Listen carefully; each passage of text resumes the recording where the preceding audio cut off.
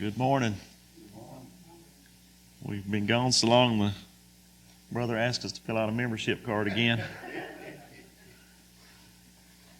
It's good to see each and every one of you this morning. I trust you had a good week in the Lord, or good weeks. No, we did. We got back from the last trip. Melissa looked down. She says, we've logged 1,200 miles this weekend. And the Lord gave traveling mercy throughout all of that. I thank Him for it. Like Brother Joseph said, there's so many things that we don't even know to thank God for that we should thank Him for, that He does for us daily, hourly, by the minute, every breath I take. But it is good to be back with you this morning. We'll pick up in 2 Samuel chapter 19.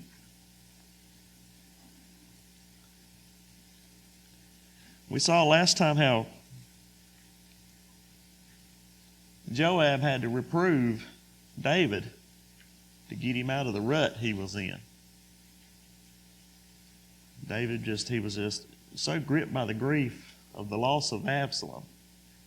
And I mentioned before, it's just amazing, a man that eulogized so many other men and wrote the 51st or so many of the Psalms just was a stuttering, stammering mess. But he knew what happens to men who die in opposition to God. You won't find in here where he says, I'm going to go to Absalom one day, like he did the other child. It's not there. There was no state funeral for him. What a tragic loss. So part of me understands the grief that gripped David there. He knew it was over for eternity for Absalom. But here we turn back to now the kingdom's in a civil war here. The nation itself. Absalom got the nation of Israel against his own father, and they attempted an overthrow. And it's just a pure miracle. The whole nation came against David, and God still gave him the victory. That should be an encouragement to us. The whole world may be against us. But if we're on God's side, not if He's on our side, but if we're on God's side, we'll be victorious. It may not look that way right now, but I've read the last chapter. I want to talk to you this morning. We're going to pick this up in verse 9. Let's read the verse here, verse 9 and verse 10. And all the people were at strife throughout all the tribes of Israel, saying, the king saved us out of the hand of our enemies, and delivered us out of the hand of the Philistines, and now he has fled out of the land for Absalom. And Absalom, who we anointed over us, is dead in battle.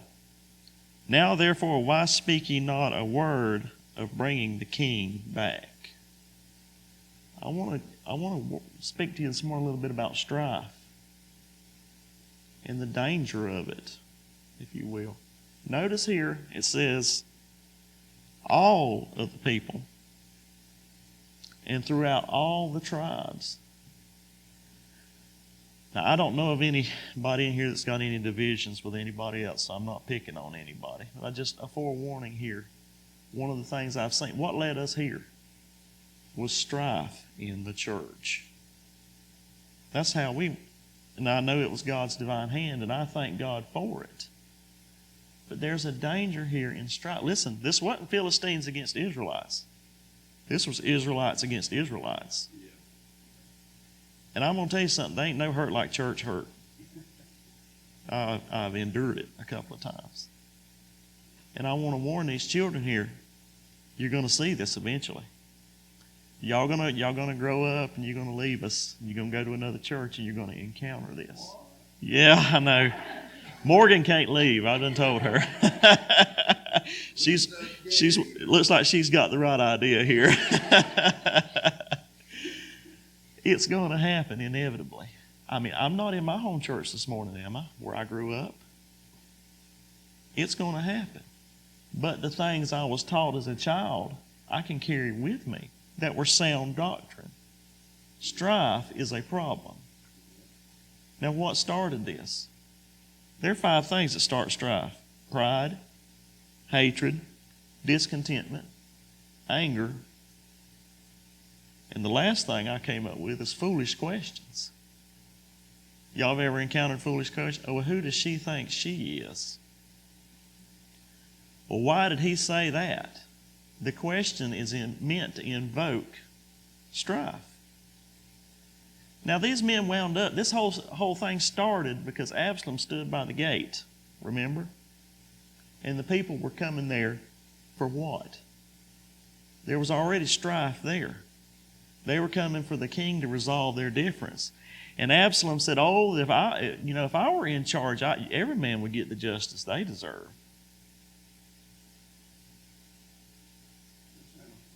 Yeah. See, we think this is just for back then.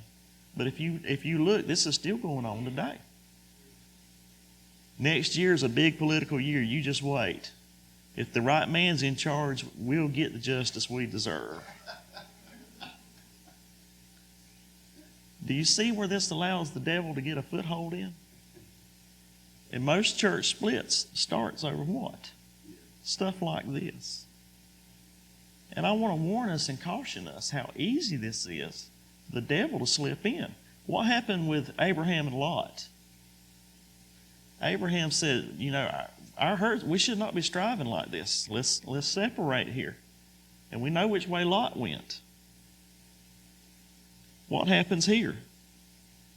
These men here, they decided to make a branch the leader instead of the vine. They wanted another leader instead of David. Strife. Listen, love and humility covers a multitude of sin, doesn't it? I'm reminded in 1 Corinthians 6 where Paul told the Corinthians they were hauling each other to court and suing each other. And he said, can't you suffer wrong? Can't you just suffer wrong? Now, buddy, that's backwards thinking nowadays. There's been a couple of songs that's been popular, I've read, I have not even heard them, about, if you do something in a small town or whatever. Buddy, that's really turning the other cheek, ain't it? Come try this here.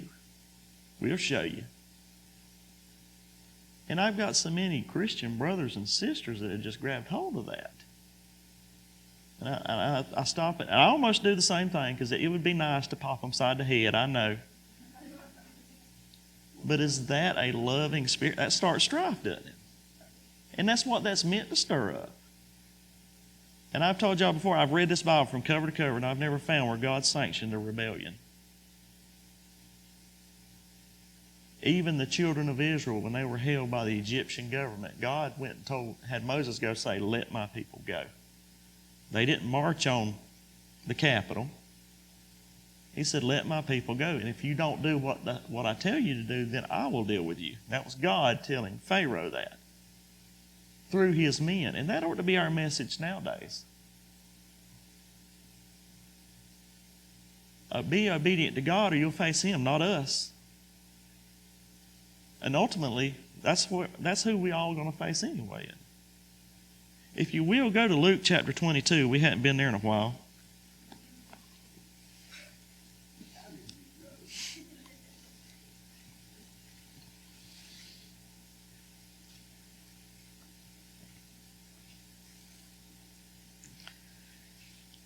In Luke 22 here, Jesus is talking to the disciples and he's telling them that one of them is going to betray him.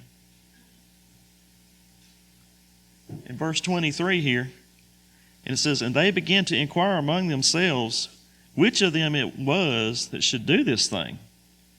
And there was also a strife among them, which of them should be accounted the greatest.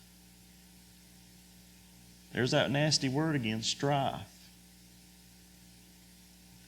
Well, I wouldn't, Lord, I thank thee that I'm not like them. See, it started out with, as you say, brother, where there is good, evil's present. And that's exactly what's happening here. And that's the danger with strife. Where there's good, it's easy for this to get a foothold here. Hey, which one of us is the greatest? Well, I would never betray him. I wouldn't do that. Lord, I'll never betray you. And what did Jesus tell him? He says, before the rooster crows, you're not only going to do it once, but you're going to do it 3 times. I love what Jesus tells them here in verse 25. And he said unto them, the kings of the Gentiles exercise lordship over them, and they that exercise authority upon them are called benefactors. But ye shall not be so. But he that is the greatest amongst you, let him be as the younger, and he that is chief as he that doeth serve. For whether is greater, he that sitteth at meat, or he that serveth? Is not he that sitteth at meat?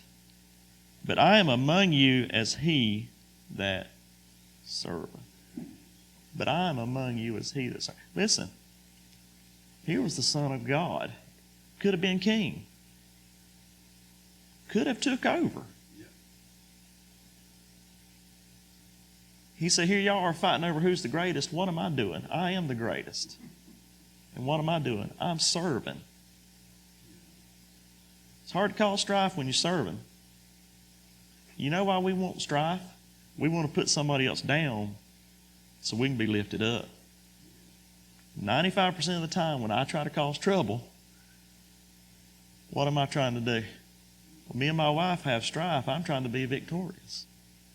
I know you can't believe I'd be like that, Miss Linda, but she's been around longer than that. Yeah. Listen, let's love one another. Let's watch out for this. Suffer wrong if need be. And this tastes good in the mouth. But buddy, when Monday morning gets here and I have to suffer wrong, Brother Donald, it won't be easy. I love y'all, and good to be with y'all this morning, and may the Lord bless you.